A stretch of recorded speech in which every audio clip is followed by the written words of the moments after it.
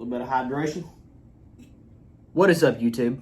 Tracy Lawrence from 1997. I know I decided to break out the cowboy hat, so sorry for the wet underwear in advance, ladies. Get the strippers, Dale! I got money! I really need to quit flashing that before I get robbed. I'm just kidding. Rob me. I highly recommend you don't do that. In Texas, we love our guns. I'm going to tell y'all a story about when I moved into a house that had a ghost in it, and I mean a real-life ghost. This story is wild and funny and deranged, so just stick in there because you're going to feel every emotion and be like, oh my gosh, why? Just why? So, not going to waste your time, let's get into it. So, I'm from Texas, as you know. I've lived in a lot of different cities in Texas, but in this specific situation, I was living in West Orange, Texas. Yeah, man, get Woohoo! So me, my mom, my brother, and her husband at the time moved into this house. It was a small rent house in the middle of the ghetto. So at this time, I'm 12 years old. My parents had already been divorced for several years, basically 95% of my life at this point. And I had a lot of behavior issues. I was not a happy kid. A lot of people don't know this, besides obviously my close family members. I can't speak when I record YouTube videos. A lot of people don't know this besides my close family members, but I had a lot of anger issues, and I was violent and mad all the time and wanted to fight everybody and just erase the world. I was getting into a lot of trouble at school. I was kicked out for fighting. I was actually kicked out of my school district. Not just my school, but the district. That shows you how much of a hellion I was. They kicked me out of the district, dude. They were like, you can't even go to our surrounding schools. Which is ultimately why I moved out into the middle of the country, because my mom was like, I have to save my son, because if not, he's going to end up in prison. So we're going to stick him in the middle of the woods. Hands down, the best thing to ever happen to me. Thank you, Mom. Trust me, bro, I got wild stories. So if y'all want to know story times and stuff that y'all can relate to about being a hellion and being in trouble and all kinds of stuff, there's so much stuff the internet doesn't know that I can tell y'all as a story time if it's going to benefit somebody. So if y'all want to know those, let me know in the comment section. But to get into it, I was 12 years old, living in this house. It was in the ghetto, and I kind of had this like tough guy mentality thing about me where I didn't want nobody to know that I felt emotions or I felt this way, or I could never act scared. I had to always be like the hardest gangster in the room, you know? I was one of those guys when I was 12.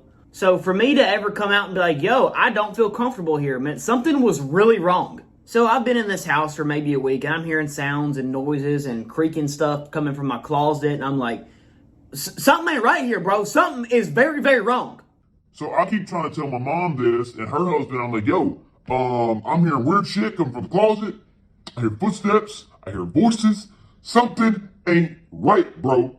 So do they look at me and go, oh, we should help you and fix you with whatever issues you might be having because there might be ghosts in this house? Do they do that? No, they don't do that at all. They tried to convince me I was crazy, bro. And here's the deal. To put this into context so you'll understand. I was 12 years old. My parents were going through a bunch of crazy shit, because they couldn't fucking love each other and stuff.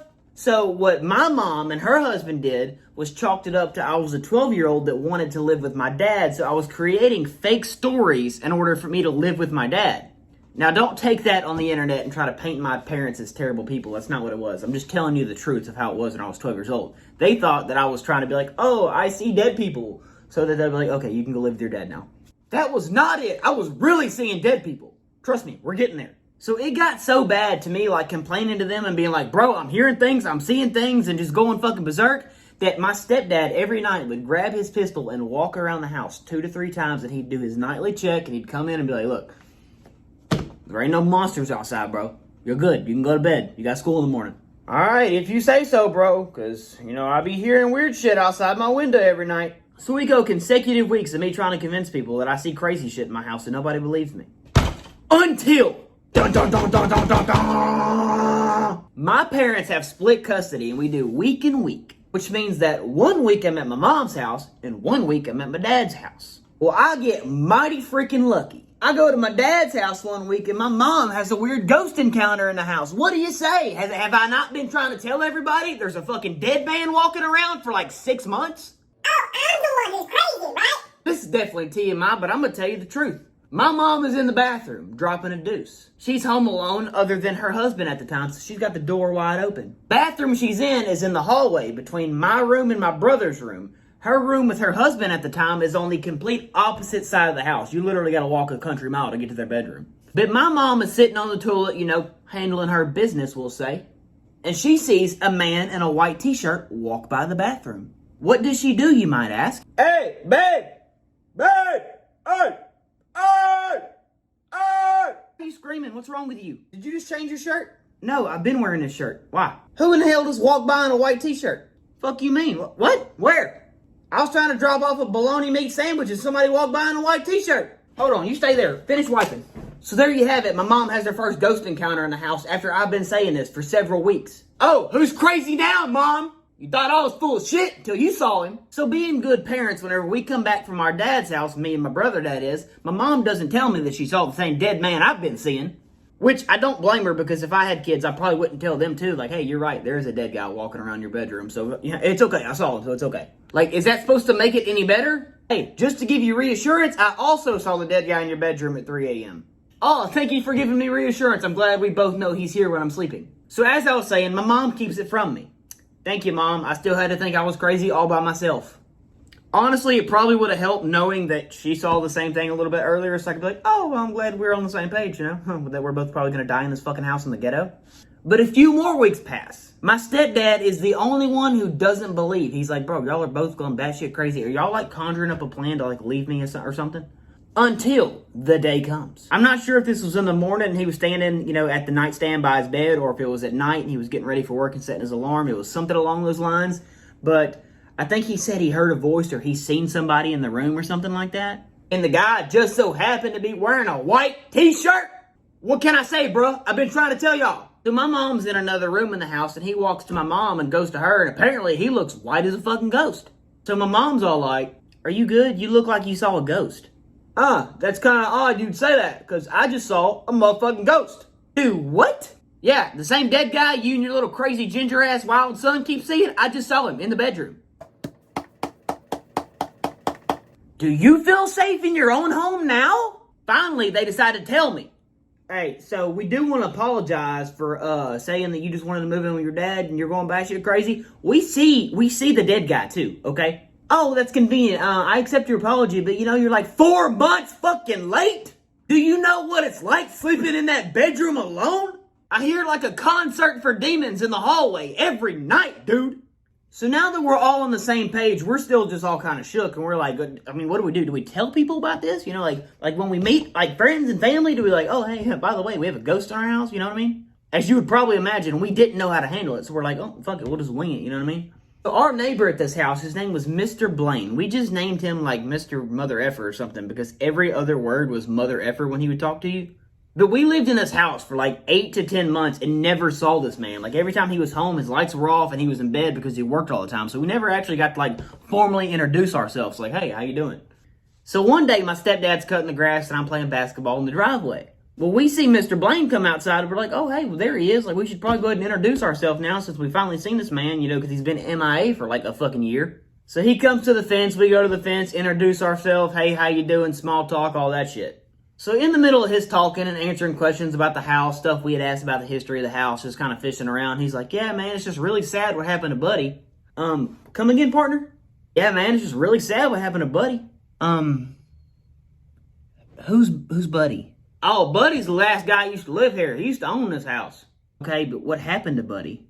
Oh, Buddy fucking killed himself in the house. What do you mean he killed himself in the house? He hung himself in that hallway right by that back bedroom by that window back there. Oh, by my bedroom is what you mean? Oh, yeah, man, hung himself in the hallway right in front of that bedroom. Poor bastard, he's hanging there for 2 weeks till his daughter found him when she come in from college. Bro, you should have seen the look on my stepdad's face. And keep in mind, my mom is inside cleaning the house at this time. You just, hold on, Mr. Blaine. Babe! Pack all of our shit now! Yeah, bro, we were shook. So the backstory of who Buddy was and who his wife was that I didn't explain to you. So the day that we were showed the rent house before we moved in, when you actually go to inspect it, we met a woman there who was, you know, the owner of the house that we were going to rent the house from. She would not come in the house. She'd come to the first step. Me and my mom walked in, and she just pointed. The only thing that crossed the doorway was her fucking pointer finger.